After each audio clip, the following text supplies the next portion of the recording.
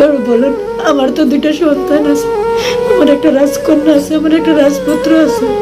হয়তো এদের দিকে তাকাইলে আমি ভাবি আমি কিভাবে ছেড়ে যাব, আমি কিভাবে থাকবো এদেরকে ছাড়া? তো পারবো না। জীবনে আর যাই করুন, বেশি এটাই আমার অপরাধ। আসলে জানেন, আমি না টাকা নেই। আমার বাবা আমার ভাইয়ের কষ্টের টাকা দিয়ে আমার মায়ের জন্য গ্যাসের চুলাটা কিনেছে। আমার শ্বশুর আমাকে বলে, তুমি তোমার সন্তানকে রেখে বাবার বাড়িতে চলে যাও, কারণ অপরাধ আমার একটাই, আমি নাকি তার ছেলের কাছ থেকে টাকা নিয়েছি। টাকা নিয়ে আমার মা বাবাকে দিয়েছি, আমার মাকে গ্যাসের চুলা কিনে দিয়েছি, আমার মাকে মোবাইল কিনে দিয়েছি। এই জন্য আমি আমার বাবার বাড়িতে চলে যেতে হবে। কিন্তু আমার স্বামী চুপ করে শুনেই রইল কথাগুলো। তখন আমার মেয়েটার বয়স 1 বছর। আমি আমার শ্বশুরের পায়ে ধরে ক্ষমা চাইছি। আমার শ্বশুরকে বলছি, বাবা আমি টাকা নেই, আপনি আমার বাবার মতো, আমি আপনার পায়ে ধরি, আমাকে পাঠিয়ে দিয়েন না। আমার সন্তানটার দিকে তাকিয়ে আমি সংসারটা করতে চাই। আমার শ্বশুরের কাছে আমার মা, আমার বাবা, আমার ভাই, আমার বোন সবাই ক্ষমা চাইছে। আমার একটাই অপরাধ যে আমার বাবার টাকা কম ছিল। আপনাদের কাছে আমার একটা প্রশ্ন, বাবার যদি টাকা পয়সা কম থাকে তাহলে কি মানুষ চোর হয়? টাকা তো বেশি না, 26,000 টাকা। আরে ভাই, আজকালকার মানুষ দেখো তো চোর বলতে পারে না, আর তারা তো দেখেই নেই আমি টাকা নিছি না নিছি। আমি আমার স্বামীর সাথে আমার বাবার বাড়িতে চলে গেছিলাম। আমার মায়ের অপারেশন হয়েছিল, তোমার মাকে দেখতে গেছিলাম হসপিটাল থেকে। আমার মাকে যখন রিলিজ করে বাসায় আনে, আমার মাকে আমরা দেখতে গেছিলাম, আমি আমার হাজব্যান্ড। তো যেতে যেতে সন্ধ্যা হয়ে যায়। সন্ধ্যার সময় আমার শ্বশুর কল দেয়, তুমি কোথায় আসো, তাড়াতাড়ি বাসায় আসো। তো আমার স্বামী আমাকে কোনো কিছু না বলে চলে আসে আমাকে দিয়ে। তো রাতে আমাকে আমার স্বামীকে ফোন দেয়, আমার স্বামী কল রিসিভ করে না। পরের দিন সকালে কল দেয়, রিসিভ করে না। পরে সকালে একদিন কল দিল, 2 দিন পরে, যে তুমি আমার ব্যাগ থেকে জানিছো, নিয়ে চলে আসো। জানেন, আমার স্বামী বলে তার বোনে নাকি দেখছে আমি ওনার ব্যাগ থেকে টাকা নিয়েছি। তুমি তো আমার স্বামী, এত বছর ধরে তোমার সাথে সংসার করি, তুমি এটা কিভাবে করতে পারলা বলো? তোমার বোন দেখছে, এটা কি প্রমাণ? বোনেরা তো প্রায়োরিটি, আমার কোনো দাম নেই তোমার জীবনে।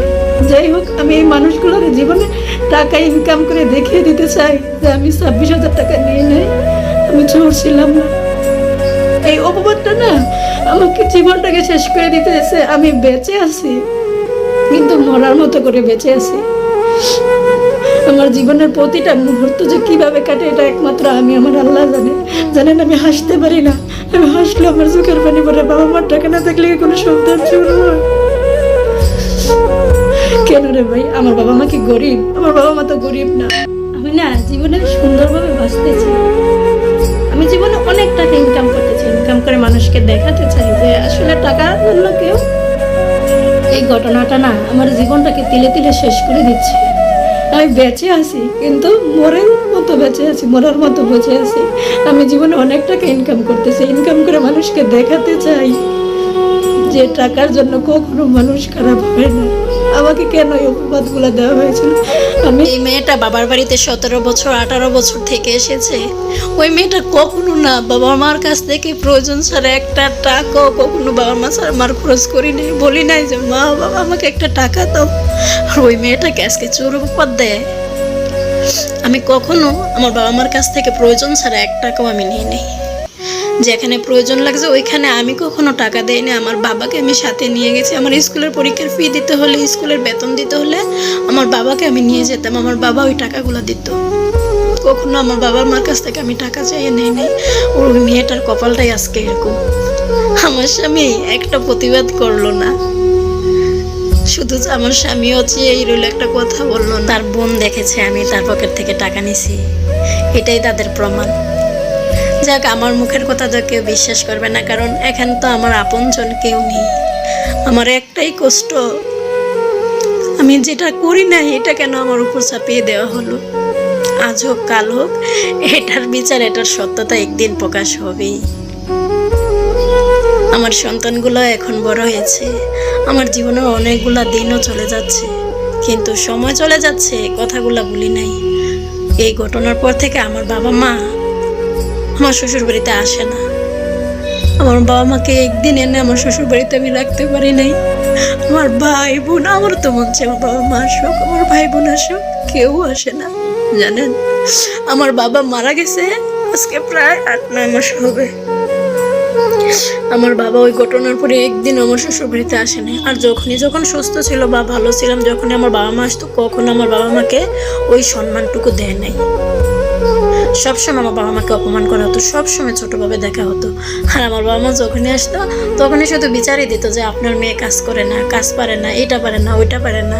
আমি না আজ খুব অসহায় হয়ে ইউটিউবে এসেছি, কারণ এখন আমি দেখতেছি আমার সামনে টাকার প্রয়োজন। টাকা ছাড়া জীবনে চলতে পারবো না। যে টাকার জন্য এত কিছু হয়েছে, আমি কি যে কোনোভাবে হোক টাকা ইনকাম করব। আমি কিন্তু মূর্খ না। আমি অনার্স পাস করেছি, আমার যোগ্যতা আছে, আমি সব কিছুই পারি।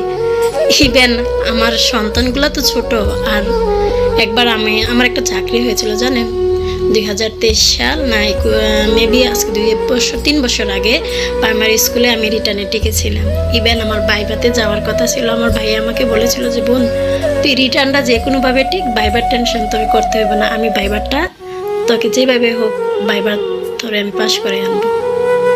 কিন্তু আমার শ্বশুর শাশুড়ি আমাকে দেয় নাই। আমার শ্বশুর শাশুড়ি আমাকে বলেছিল, তুমি যদি এখানে সংসার করতে চাও তাহলে চাকরি করা যাবে না, তোমাকে এখানে সংসারে থেকে সকল কাজকর্ম করতে হবে, তুমি চাকরি করতে পারবে না।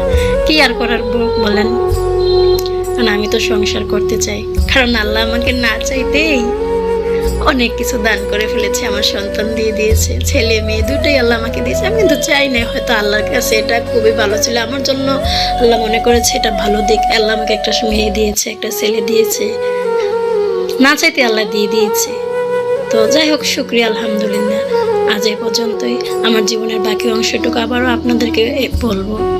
যদি আপনারা জানতে চান অবশ্যই আশা করি কমেন্টস করে জানাবেন, আমি বাকি অংশটুকু আপনাদেরকে জানাবো। এই যে আপনাদের সাথে আজ ভিডিও করতেছি, জানি না কখন কে আবার কোন দিক দিয়ে আমাকে থ্রেট দেয়, হুমকি দেয়, তারপরও না কিছুই করার নাই, আমি ভিডিওটা চালিয়ে যাবো, আমি করবো ইনশাল্লাহ।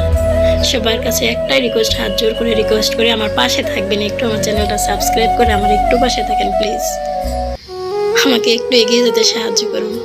আজ এ পর্যন্ত। সবাই যে যেখানে থাকবেন সুস্থ থাকবেন, ভালো থাকবেন। আল্লাহ হাফেজ।